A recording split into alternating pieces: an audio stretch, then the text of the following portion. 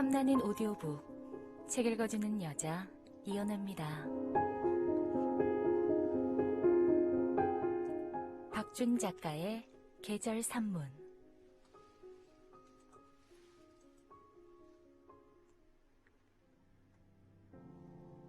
조언의 결. 작은 잡지사에서 처음 책 만드는 일을 배울 때였습니다. 저는 주로 서울 충무로에 있었습니다. 모세혈관같이 구석구석 뻗은 충무로의 작은 골목들엔 출력소와 인쇄소와 제본소들이 줄지어 있었고요.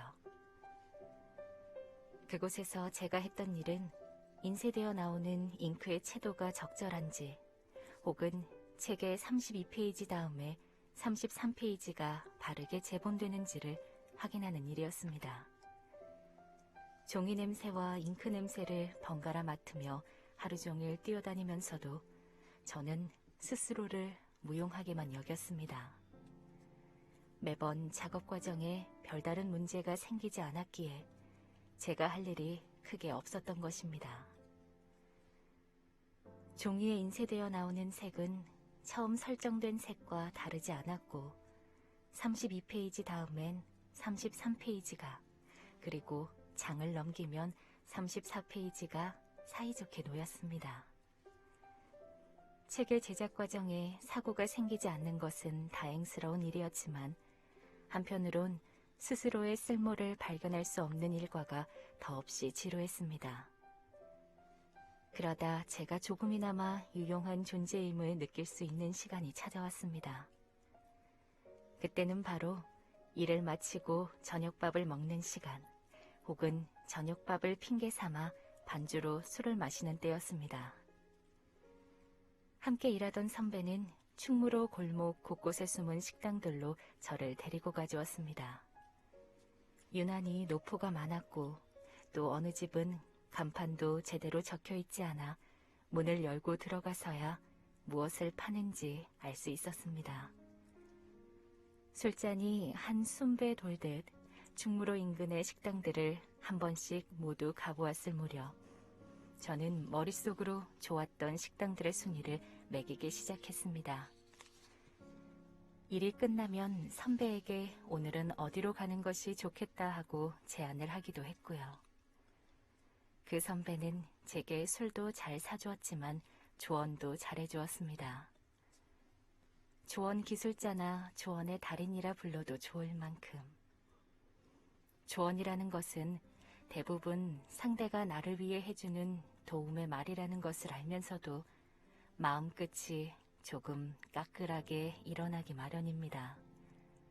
그런데 선배의 조언은 결이 달랐습니다.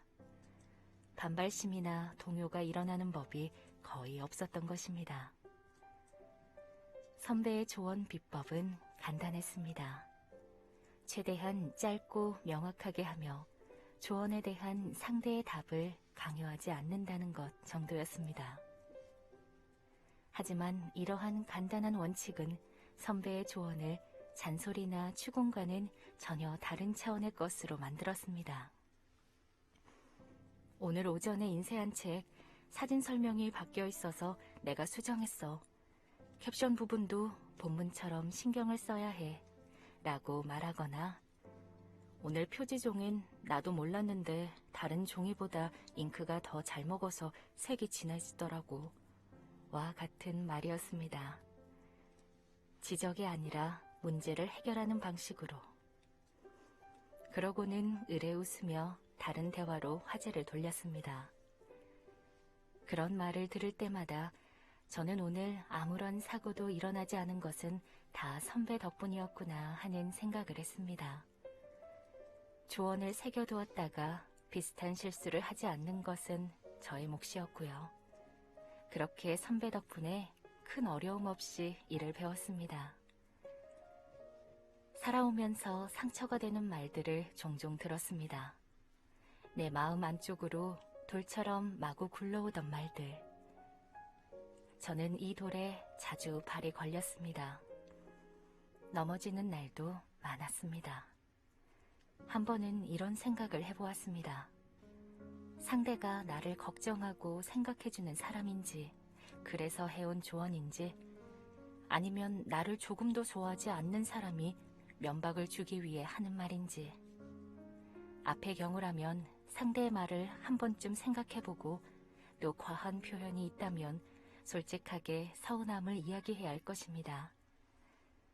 하지만 뒤의 경우라면 그 말은 너무 귀담아 듣지 않기로 했습니다. 나에게 상처를 줄 수 있는 자격은 나를 조금이라도 생각하고 걱정하고 사랑하는 사람만 가질 수 있으니까요.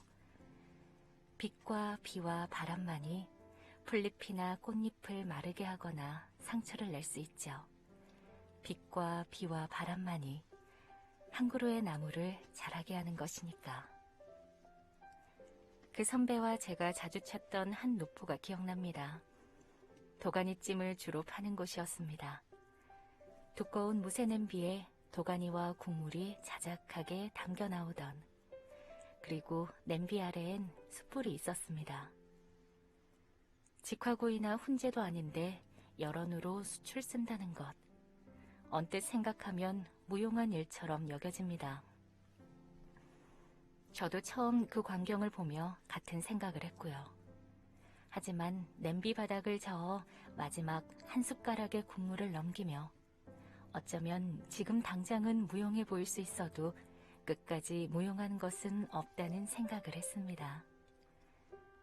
당시에 제가 그랬던 것처럼, 혹은 마지막으로 떠먹은 한 숟가락의 국물이 여전히 따뜻했던 것처럼, 뜨겁지 않은 세상의 모든 말처럼.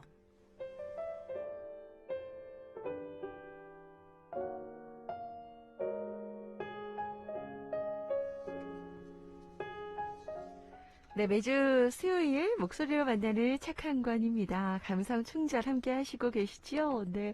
자, 오늘은 책 읽어주는 여자, 우리 이연아 씨가 박준 시인의 산문집입니다. 계절 산문을 전해주셨는데요. 어서오세요. 네, 안녕하세요. 흠뻑 빠져 있었지 뭐예요. 네. 자, 오늘은 박준 시인의 산문집, 계절 산문 중에 첫 번째 낭독 여러분께 전해드렸는데요. 자, 오늘 이 책을 고르신 이유가 있으신가요? 네. 시집 당신의 이름을 지어다가 며칠은 먹었다의 저자인 박준 시인의 두 번째 산문집인데요. 네. 당연하게 주어지는 시간을 살아가는 동안 계절의 길목에서 우리 곁을 스쳐 지나간 장면들을 시인이 눈여겨보았다가 고이 꺼내서 이야기해주고 있습니다. 네. 지금 겨울에서 이제 봄으로 넘어가는 계절의 문턱에 이제 서 있는데요. 네. 상쾌한 아침, 햇살씨앗 가족분들과 이제 봄을 기다리며 봄맞이 산책하는 기분으로 들고 왔습니다. 그래요. 다시 이제 겨울이 온 듯한, 오늘 정말 춥잖아요. 네, 너무 추웠습니다. 그래요. 네. 봄이 오는 길목이 네, 만만치는 않지만 또 봄은 꼭 오잖아요. 네. 그 길목에서 우리에게 주는 메시지가 있네요. 정말 그 전부 다 주옥 같아요. 다 와닿던데 이 첫 번째 낭독 조언의 결이잖아요. 이 선배 조언이 와, 진짜 남다르면서 나도 이런 선배가 돼야 될 텐데 나에게 이런 선배가 있나 여러 가지 많은 생각을 하게 하죠. 기분 나쁘지 않게 오히려 나에게 좋은 방향으로 갈 수 있도록 제시해주는 이런 조언들 진짜 결이 다르다 싶은데 어때요? 우리 현애 씨는 이런 뭐 결이 다른 조언 들어본 경험이 있으신가요? 네, 우선 저는 이제 조언과 충고의 차이를 이제 정했어요. 제가 먼저 물어봐서 하는 건 조언이고, 물어보지도 않았는데 일방적으로 저한테 말하는 건 이건 충고다 이렇게 네. 생각을 했거든요. 네네. 이제 그 중에서 기억에 남는 한 문장에 대해 조언이 있었는데요. 네. 이제 저도 이제 제주살이 15년 차가 되다 보니 정말 많은 지인들이 이제 육지에서 다녀가잖아요. 그렇죠. 그 중에서 이제 무례한 사람들은 이제 어느 정도 걸을 수가 있게 되었어요. 네네. 그런데 여행 와서 바쁜 일정에 저를 못 보고 간다고 미안해하는 사람들이 있거든요. 네. 그래서 내가 제주에 살아서 괜히 저 사람들이 좀 부담스러워하나 내가 여기 있으니까 꼭 보고 가야 되고 왔다고 알려야 되나 네. 이런 부담감을 제가 준 것 같아서 오히려 제가 미안해지는 마음이 이제 들 때가 있었거든요. 네네. 그래서 이 고민을 이제 제주에 사는 아는 언니한테 말했더니 네. 아주 한 문장으로 깔끔하게 이제 조언을 해줬습니다. 어떻게요? 현우야, 네가 무슨 관광지도 아니고 왜 음. 꼭 봐야 해? 이 말이 생각하면 생각할수록 이제 피식 웃게 되는 거예요. 그렇네요. 제가 관광지라고 생각하니 제 큰 조형물이 있고 입장료를 받고 대인 뭐 소인 학생 뭐 요금 네네. 따로 받고 네. 그런데 내가 관광지도 아닌데 굳이 왜 날 꼭 봐야 되지? 네네. 그러면서 그냥 이 고민이 좀 가볍게 여겨지게 됐어요. 그러니까 그 네. 고민 저도 공감됩니다. 저도 이제 제주 20년 차인데 지금이야 조금 뭐 이제는 익숙하지만 예전에는 진짜 너무 많은 분들이 네, 오시죠. 근데 물론 다 보면 좋겠지만 네. 다들 사정이 여의치 않고 뭔가 관광을 통해 제주에 오는 건데 그 일정에 또 저를 만난다는 거 서로 부담일 수 있거든요. 마음 참 고맙죠. 네. 여러 가지 저도 많은 생각을 하게 됐는데 그것도 좀 공감이 되네요. 아무튼 이 출판사의 이런 선배 마음 상하지 않고 이 후배를 얼마나 사랑하는지 느껴지는 정말 다른 조언의 맞아요. 결, 네, 또 배우게 되네요. 뭔가 네. 또 가르치려고 하고 네. 이렇게 하는 느낌이 아니라 네. 그냥 정말 그 상대방을 생각해서 음. 딱 그 부분만 네네. 짚어주고 가는 부분이 너무 좋았어요. 그러니까요. 네. 그런 것들도 우리가 좀 배우면 좋을 것 같고, 또 구분되는 게 나를 진짜 생각해서 하는 조언인지, 날 그냥 면박 주려고 하는 건지, 딱 진짜 알잖아요. 그래서 그런 사람들의 말은 상처받을 필요가 없다는 얘기도 공감이 됐습니다. 네. 그죠? 여러분께도 많은 좀 힘이 되는 글절들이었으면 좋겠는데요. 그래요.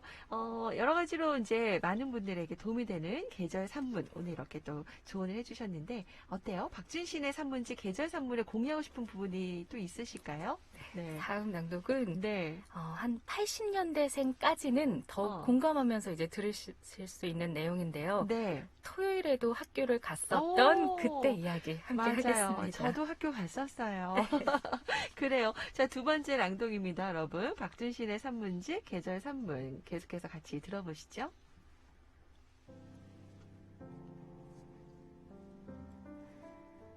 멀리서 나에게 얼마 전 제가 다녔던 서울 종로의 한 고등학교에 다녀올 일이 있었습니다. 교문을 지나자 운동장이 보였고 곧 석조 양식의 건물이 눈에 들어왔습니다. 본관에 들어서자 평소엔 마냥 잊고 있던 당시의 기억들이 줄줄이 떠올랐습니다. 아주 작고 사소한 기억까지 불쑥불쑥 튀어나왔는데 그 기억이 다음 기억을 부르고 또 뒤를 이어 또 다른 기억이 자연스럽게 이어지는 과정이 신기하게 느껴질 정도였습니다. 어쩌면 기억이라고 하는 것은 특정한 장소에 반쯤 머물러 있고 나머지 반은 우리의 머릿속에 있는 것이라는 생각도 해보았습니다. 그때만 해도 주 5일제라는 제도가 없었으니 월요일부터 토요일까지 등교를 했습니다.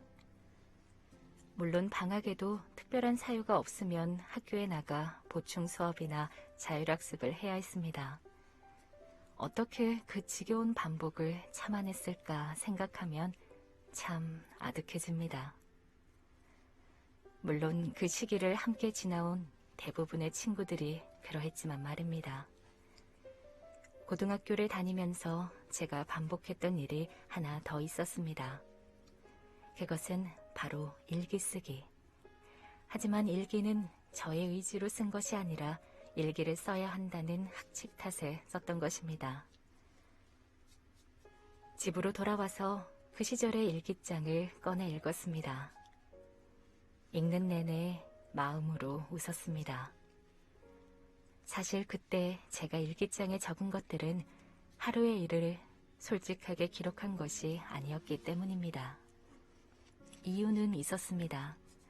일단 당시 저의 하루하루는 지나치게 비슷했습니다. 아침밥을 먹고 학교에 갔다가 집으로 돌아와 일기를 쓰고 잠을 자는 것이 일상의 전부였던 것입니다. 일상에 매번 같은데 일기까지 반복하긴 싫었습니다. 물론 쓸 말도 많지 않았고요. 그러다 보니 어느새 제 일기장은 소설 같은 허구의 글로 채워졌습니다.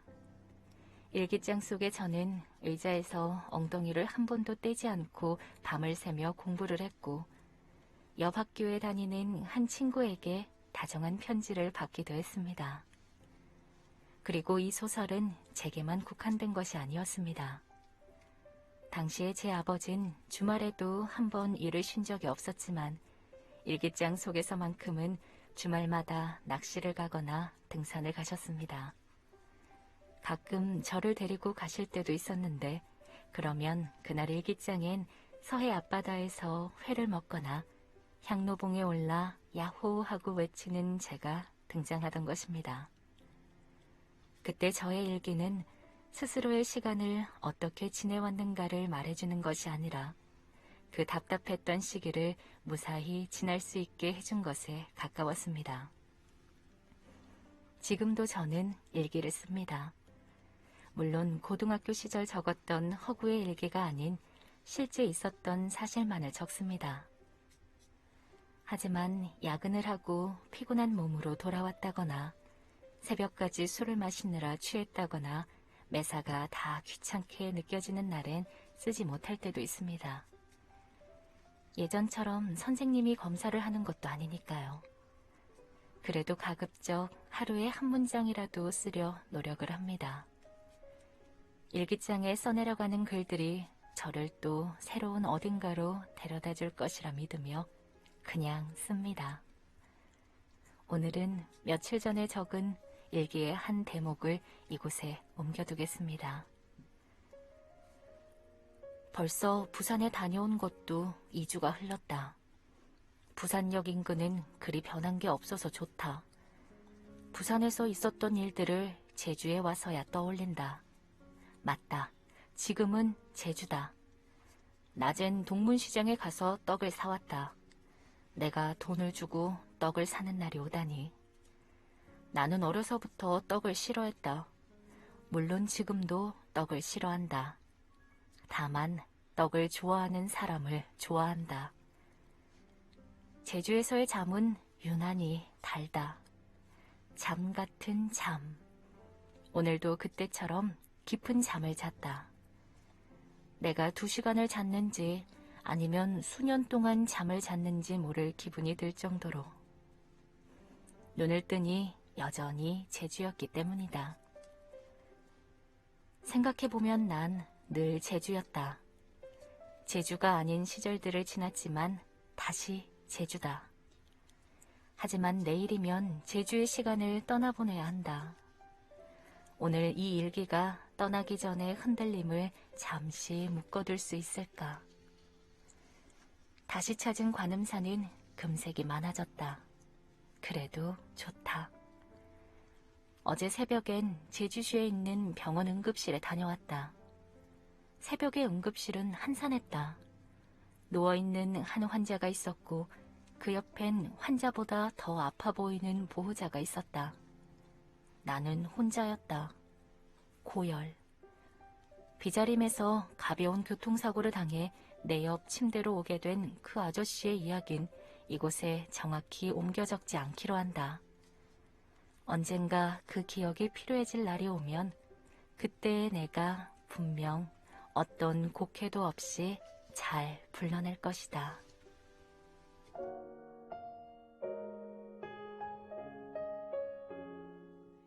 네, 박지은 시인의 산문집 계절 산문 두 번째 낭독까지 들려주셨는데 반가운 또 제주 관한 이야기 또 부산도 얘기 나오고 하니까 개인적으로 더 좋은데요. 자, 이 구절을 고르신 또 특별한 혹시 이유가 있으실까요? 네, 이 구절을 읽으면서 90년대 이제 저의 모습들이 생각나면서 흐뭇해졌는데요. 네. 초등학교 때 이제 토요일 날 학교 끝나면 네. 선물의 집을 가서 친구의 생일 선물을 사고 또 생일 파티에 가면 반 친구들이 잔뜩 와 있고 네. 치킨 뭐 피자 먹으면서 선물 개봉을 하고 다 네. 같이 놀았던 장면인데 네. 그 당시에는 이제 토요일 날도 학교를 갔었죠. 맞아요. 그렇다 보니까 오전 이제 시간 수업했잖아요. 네. 네. 금요일 날 좀 이제 초청장을 주는 거예요. 다음날 내 생일이니까 음. 놀러 오라고. 음. 그럼 반 아이들끼리 다 같이 선물 사고 그랬던 추억이었는데 네. 보니까 2006년부터 2012년도 초까지. 네. 그러니까 이제 2012년도 3월 2일부터 폐지가 됐어요. 이제 그때까지 이제 토요일 날 학교를 안 가는 거죠. 네. 근데 2006년부터 12년까지는 격주로 가는 격주로, 거예요. 아, 그래서 격주로 갔었군요. 놀토가 있었다는 아. 거예요. 그 세대 친구들한테는 놀토라는 의미가 있었는데 네. 저는 이제 대학 학번이 공사학번이다 보니까 네. 이때 못 꼈었거든요. 네네. 그래서 이제 대학교를 다니면서 아니 어떻게 토요일 날 격주로 학교를 안 갈 수가 있어 이러면서 엄청 부러워했던 네네. 기억이 있었어요. 맞아요. 우리는 항상 갔었는데, 네. 항상 가다가 이제 놀토가 생겼고, 그러면서 이제 주 5일제가 되고, 네, 그죠? 이제 네. 주 5일제 된 지 한 10년 정도 됐는데 불과 얼마 안 됐네요, 생각해보니까. 이제는 이게 너무 익숙하죠. 아, 그래요. 하긴 회사도 마찬가지예요. 저도 토요일에 일했던 세대거든요. 일했던 세대다가 격주로 일하고, 네. 그러고 이제 아예 또 주 5일제 되고. 저는 다 겪었네요, 보니까. 네. 격주로 일했던 분들의 이제 또 추억도 있을 것 같아요. 네네, 저도 맞아요. 이제 격주로 근무를 하게 되면 그 일하는 토요일엔 네. 점심으로 라면을 주셨거든요. 어. 그게 또 꿀이었습니다. 아, 그랬어요. 꿀맛이었습니다. 또 지금 또 나름의 또 재미도 있었고요. 네. 그때 예전에 생각도 나게 하고. 무엇보다 저는 그 일기, 박준 시인은 보니까 그때는 어쩔 수 없이 학칙상 쓰게 했다고 하는데 지금도 일기를 쓴다고 하네요. 일기가 진짜 중요한 거 아는데 잘 안 돼요. 어때요? 우리 현애 씨 일기 써요? 저 네. 초등학교 때 그 방학 숙제 이후로는 쓰질 않습니다. 그때 이미 너무 힘들었습니다. 네. 그러니까 항상 몰아서 썼던 것 같아요. 6년 내내. 아, 6년 내내? 네, 미리 쓸만도 한데 한 2, 3일 전에 쓰고 있으면 엄마가 항상 그러시죠. 네. 좀 미리 좀 하라고. 무슨 도돌이처럼 계속 항상 그때 했었는데 네. 그 계약하기 전에 이제 친구들한테 전화를 해서 네. 날씨 우선 물어보고 저는 또 일기 밀려서 쓰는 팁이 있었는데 어떻게 썼어요? 이제 큰 달력에 네. 그날 있었던 일 중에서 기억나는 거를 네. 한 단어로 적어놨어요. 아. 수영장감. 뭐 누구 집에 나중에 기억하기 좋게. 네, 수연이네 놀러감. 그냥 그걸로 이제 상상의 나래를 펼치는 거죠. 뭘 했는지는 기억은 안 나지만. 맞아요. 네. 저도 약간 팁이 뭐였냐면, 몰았을 때를 대비해서 날씨는 어떻게 안 되잖아요. 맞아요. 속일 수가 없어서 저도 달력에다가 날씨만 표시해두고, 나중에 그 날씨 보고 쓰고 했던 그런 기억들 비슷했군요. 근데 그 억지로라도 쓰게 했던 그 일기장들을 다시 제가 한번 이렇게 돌이켜보니까 너무 고맙더라고요. 쓰게 해주신 분들. 이미 좀 허구도 있긴 하지만 그런 생각들을 살짝 또 엿볼 수 있었던 시절을 기억할 수 있어서 좋은 점도 있더라고요. 아무튼 네, 오늘 박준 시인의 산문집으로 또 여러 가지 우리 추억 소환도 합니다. 우리 박준 시인은 사실 산문 말고도 이 시집도 유명하더라고요. 그죠? 네. 그래서 시도 지금 약간 소개를 되면은 해주시겠다 하셨는데 두 편 중에서 하나만 소개를 할까요? 네. 그러면은 이 박준 시인의 첫 시집이었어요. 네. 당신의 이름을 지어다가 며칠은 먹었다 시집이었는데 네. 이게 첫 시집임에도 불구하고 50세를 돌파했거든요. 50세. 네, 그래서 이제 시인계의 아이돌로 불리고 있습니다. 그래서 제가 그 시집 중에서 제가 좋아하는 시 한 편 낭독해 드리겠습니다. 그래요. 오늘 또 여러분들 이 시 감상도 같이 한번 해보시죠.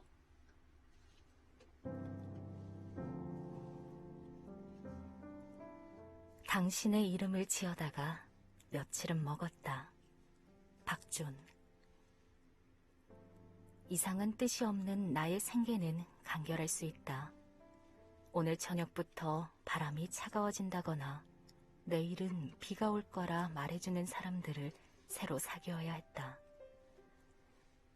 얼굴 한 번 본 적 없는 이의 자서전을 쓰는 일은 그리 어렵지 않았지만 익숙한 문장들이 손목을 잡고 내 일기로 데려가는 것은 어쩌지 못했다.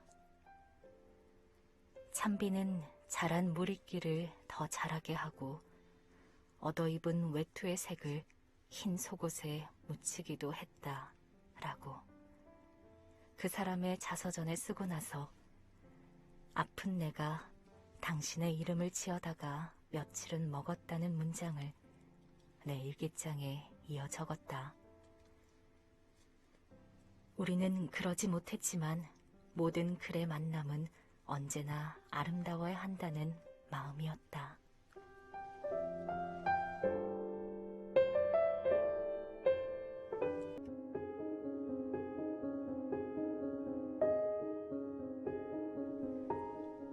다시 저녁에게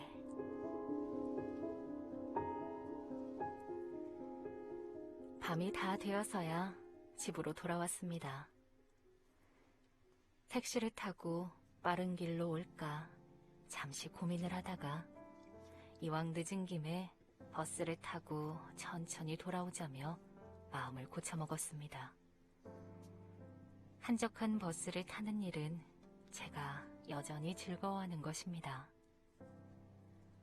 불을 밝힌 상점들을 구경하거나 길을 걷는 사람들의 표정을 살피는 일이 마냥 좋습니다.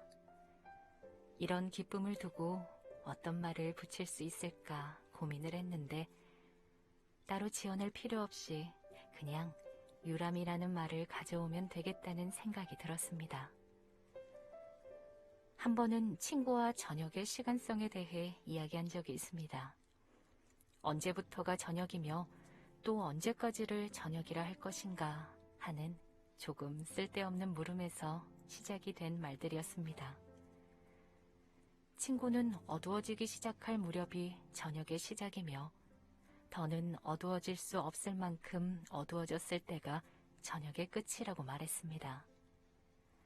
반면에 저는 저녁밥으로 무엇을 먹을지, 먹는다면 누구와 먹을지 고민을 하는 순간부터 저녁이 시작되며 밥을 다 먹고서 그릇을 깨끗하게 씻어두었을 때쯤 저녁이 끝나는 것 같다고 말했습니다. 각자 내어놓은 답에 우열을 가릴 필요는 없었지만 재미삼아 사전에서 저녁이라는 말을 찾아보았습니다. 저녁, 해가 질 무렵부터 밤이 되기까지의 사이. 사전적 정의라고 하기엔 다소 추상적인 풀이를 보고 친구와 저는 동시에 웃었습니다. 지금 생각해봐도 저녁은 오지 않을 듯 머뭇거리며 오는 것이지만 결국 분명하게 와서 머물다가 금세 뒷모습을 보이며 떠나갑니다. 물론 저녁이 아니더라도 오고 가는 세상의 많은 것들이 이와 다르지 않을 것입니다. 또다시 저녁에게. 오늘 탄 버스는 오래전 살던 동네를 지나쳤습니다. 그 동네에 살던 때 매번 내리던 정류장에서 저의 눈은 커졌습니다. 습관이 만든 일입니다. 처음 그 동네로 이사를 갔을 때부터 정류장엔 어느 할아버지 한 분이 늘 서 계셨습니다. 제가 출근을 하던 아침에도 퇴근을 하던 저녁에도 비가 올 땐 우산을 들고 계셨고 눈이 올 땐 대부분 눈을 그냥 맞으며 계셨습니다. 하루에 2번씩은 마주치는 분이니 언제부터인가 저는 그 할아버지를 뵐 때마다 가볍게 목례를 했습니다. 하지만 제 인사를 받아주신 적은 한 번도 없었습니다. 얼마 안 가서 그 할아버지의 사연을 듣게 되었습니다. 동네에서 새로운 이웃들을 사귄 어머니가 해주신 이야기였습니다. 몇 해 전 할아버지는 아들을 먼저 떠나보냈다고 했습니다. 그 할아버지의 아들은 버스를 타고 출근을 했다가 일터에서 안타까운 사고를 당했는데 그 일이 있은 뒤부터 할아버진 첫 차가 다니는 시간에 정류장으로 나와 막차가 들어오는 시간까지 자리를 지킨다는 것이었습니다. 버스를 타고 나갔으니 버스를 타고 돌아올 거라 생각하셨겠죠. 처음 동네 사람들은 그런 할아버지를 만류했지만 결국 아무도 할아버지의 고집을 이기진 못했다고 합니다. 점점 사람들은 정류장에 서 있는 할아버지의 모습을 자연스럽게 여기게 되었습니다. 다만 자연스럽게 여긴다고 해서 안타깝고 슬픈 마음마저 멈췄다는 것은 아닙니다. 그 사연을 들은 후 저 역시 정류장에서 할아버지를 마주칠 때마다 매번 가슴이 가장 낮게 내려앉았던 것이고요. 그러던 어느 날부터 할아버지의 모습이 보이지 않았습니다. 며칠이 지나도 할아버진 정류장에 나타나지 않았습니다. 얼마 후 동네 소식에 밝은 어머니로부터 정류장 할아버지가 돌아가셨다는 이야기를 전해 들었고요. 모두들 차라리 다행이다 라고 이야기한다고 했습니다. 하지만 정말 다행이라고 생각하는 사람은 없었을지도 모릅니다. 슬픔이 끝난 자리에 또 다른 슬픔이 왔을 테니까요. 오늘도 그 정류장엔 버스를 타고 내리는 사람들이 있었습니다. 눈을 크게 뜨고 창밖을 보니 밤이 할아버지처럼 서 있었습니다.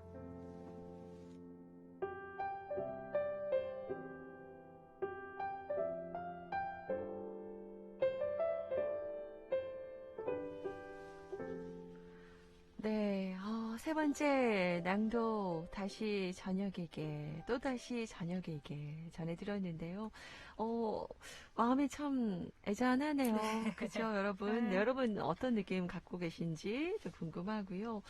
박준 시인이 친구와 이 저녁의 시간성에 대해서 이야기하는 부분도 와, 인상적인데 저도 이 저녁 시간에 대해서 생각해 본 적이 있거든요. 저도요. 근데 많이 공감 갔어요. 저녁 먹는 시간, 또 설거지 끝내는 이 시간도 참 공감되네요. 어때요? 진짜 시인하고 시인의 친구답게 멋져요. 대화 내용도 참 시적이죠. 그러네요. 네.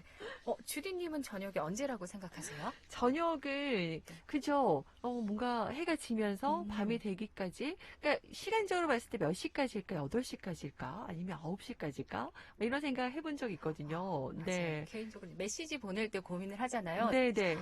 좋은 밤 되세요 해야 될지 즐거운 저녁 보내세요 해야 될지 네. 그러면서 제가 정의를 내린 것은 네. 저녁밥을 준비하는 순간부터 순간부터. 네, 저녁을 다 먹을 때까지였는데 박준 시인과 비슷하면서도 비슷하네요. 네. 또 저녁이 또 그렇게 길지는 않다고 생각을 해요. 맞아요. 또 이와 함께 봄도 이제 생각을 해봤어요. 언제부터가 맞네요. 봄일까? 항상 그게 아, 입춘이 봄인가? 네. 아니야, 3월부터 딱 3월 1일부터 봄인가? 네. 이런 생각이 들었었는데 네네. 어떻게 생각하세요? 그러니까 봄이 봄에 사실 입추는 벌써 지났어요. 네. 근데 지금 계절적으로 봤을 때 너무 춥고요. 봄, 약간 내 마음에 봄을 맞을 준비가 됐을 때부터. 맞습니다. 네. 지난주에 이제 네. 차를 타고 가다가 길가에 조금씩 유채꽃이 핀 아. 걸 보고 이제 봄이 왔구나 했었는데 네. 오늘 또 갑자기 추워진 거 보면서 음. 겨울인가 아직까지는 네. 이런 생각이 들었었는데 네. 제가 생각하는 봄은 네. 이제 학생들 소리가 와구와구 날 때, 아. 네, 조용하다가 네. 춥고 조용하다 그럴 때쯤 이제 봄인가 보다. 새학기, 신학기, 네. 네, 그런 그런 느낌. 맞아요. 봄은, 여러분은 어떻게 정의를 좀 내리고 싶으세요? 각자 생각하는 느낌이 다를 것 같은데, 오늘 그거 한번 생각해봐도 좋을 것 같다는 생각이 좀 듭니다. 네. 봄, 생각만 해도 괜히 막 설레고 그러네요. 자, 우리 김민경의 나우제주는 늘 이게 봄처럼, 네, 희망적인, 또 우리 현우 씨가, 네, 우리에게 또 좋은 책으로 이야기 꺼내주고 계셔서 늘 봄이다라는 생각도 드는데요. 자, 오늘 박준 시인의 산문집, 계절 산문 전해드리고 있습니다. 책 읽어주는 여자 이연의 성훈이 덕분에 이래저래 저 꿀꿀한 기분 위로받은 것 같아요. 이 시간 너무 좋아요. 그리고 행복합니다. 라고 하셨는데요. 와, 기점그 세우고 계시죠? 아직 낭독이 남아 있습니다. 네. 자, 네 번째 낭독 남겨있죠? 네. 네. 어떤 부분 들려주고 싶으세요? 이제 제가 30대 후반이 됐는데도 이 네. 성인이 된 지금까지도 쉽지 않은 일 중에 하나입니다. 바로 음. 혼자 밥을 먹는 이야기인데요. 아, 네. 지금부터 들려드릴게요. 혼자 밥을 먹는 이야기라. 네, 같이 한번 들어보죠.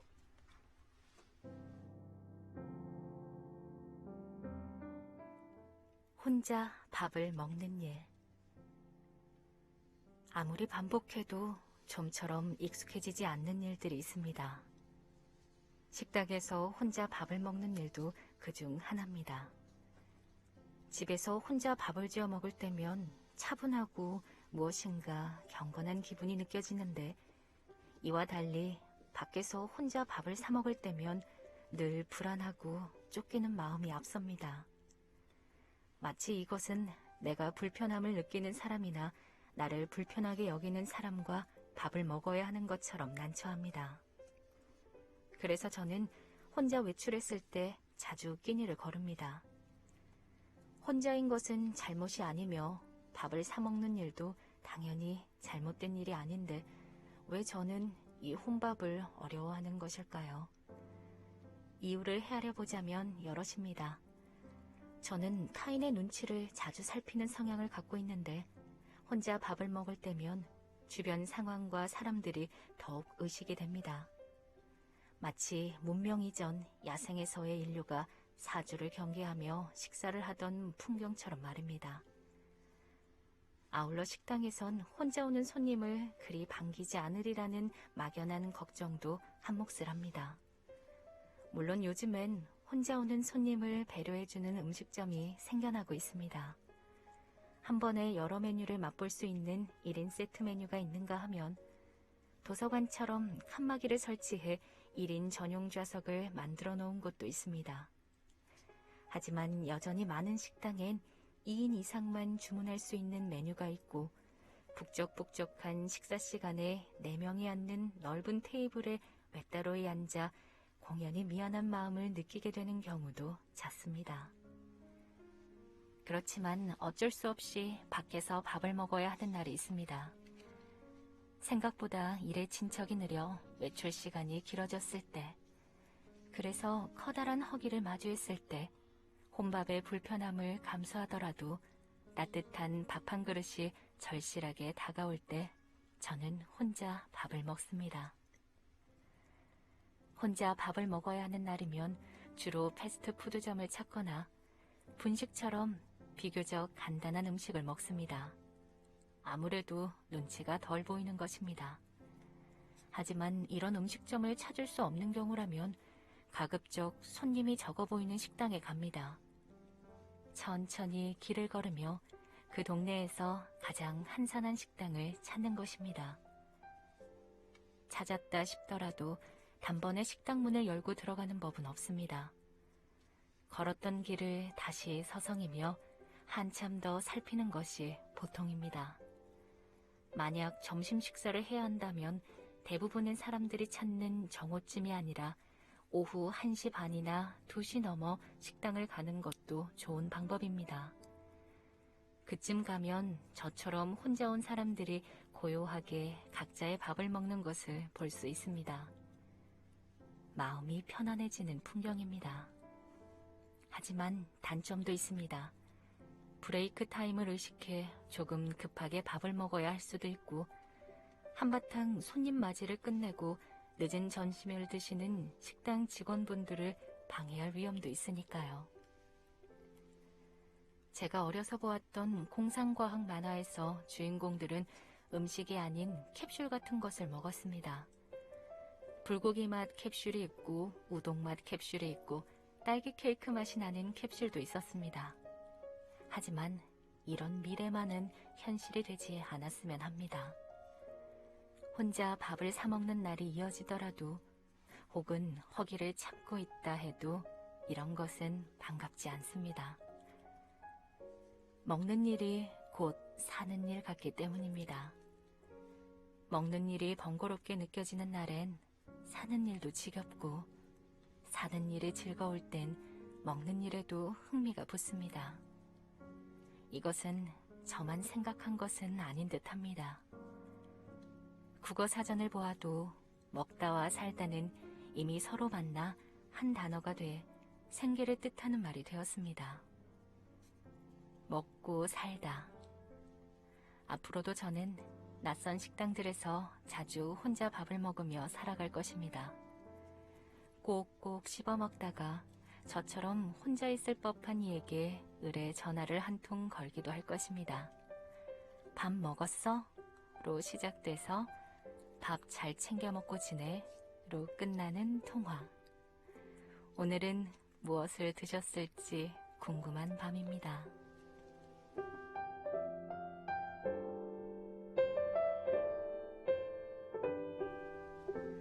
네, 오늘 네 번째 낭독은 박준 시인의 산문집 계절 산문 중에서 그래요. 공감하시는 분들 많으셨을 것 같아요. 혼자 밥 먹는 일. 네. 그런 거죠. 저는 박준 시인이 이제 83년생이에요. 네. 그래서 또래여서 그런 건지 아니면 또 나이와 세대를 불문하고 네. 공통적으로 이렇게 혼자 밥을 먹을 때는 느끼는 감정인 건지 네, 네. 공감되는 부분이 아주 많았거든요. 그렇네요. 또 네.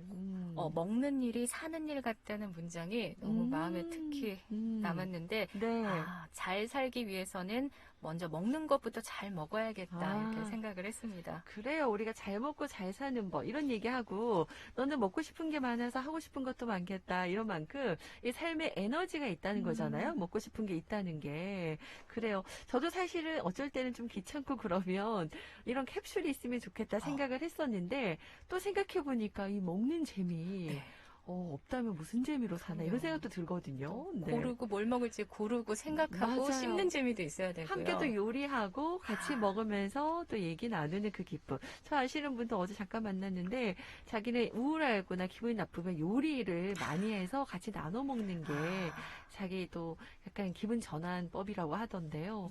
그래요. 그게 참 커요. 우리 삶에 있어서 먹는 게. 그럼요. 먹는 네. 게 반이라고 할 수 있을 정도로. 그렇습니다. 네. 그리고 이제 혼밥 레벨 테스트가 있어요. 그게 그런 뭐예요? 게 있거든요. 혼밥 레벨 테스트? 네. 1단계부터 9단계까지 있는데 1단계가 제일 쉬운 거고 네. 9단계가 제일 높은 단계인데 음. 1단계는 뭐 편의점에서 혼밥, 아. 뭐 2단계는 학생 식당, 네. 뭐 이렇게 점점 가다가 9단계가 되면은 술집에서 혼술도 있고 한 뭐 8단계는 고깃집에서 혼자 고기 혼자 먹기. 고기 구워 먹기. 네. 이렇게 있었는데 제 봤을 때 저는 6단계까지는 성공을 했거든요. 네네. 6단계가 유명 맛집에서 혼자 먹기인데 혼자 먹기.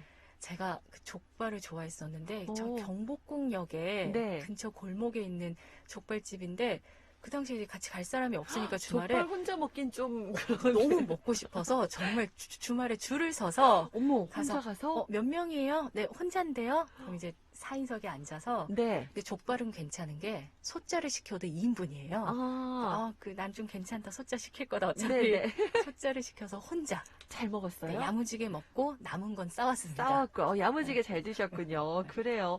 요즘에는 약간 그래도 코로나 시국에 약간 혼자 먹기 이런 게 조금 이제 문화가 달라져서 좀 인식하는 게 예전보다 달라졌지만, 그래요. 혼자 밥 먹기. 이왕이면 같이 먹는 그 재미가 좋긴 한데요.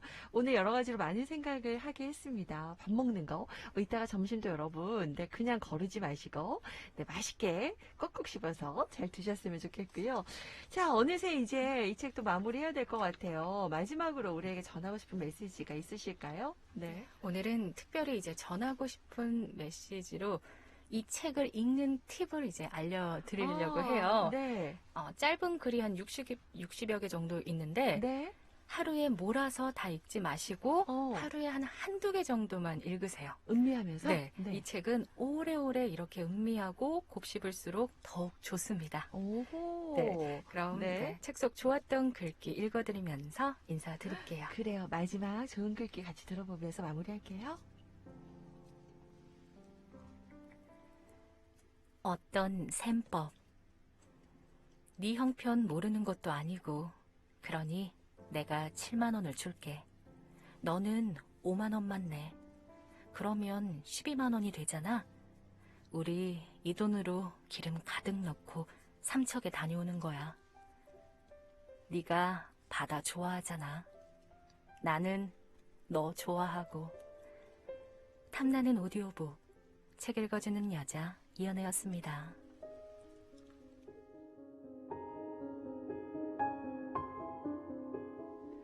네, 탐나는 오디오북 책 읽어주는 여자 이연애 씨와 함께 했습니다.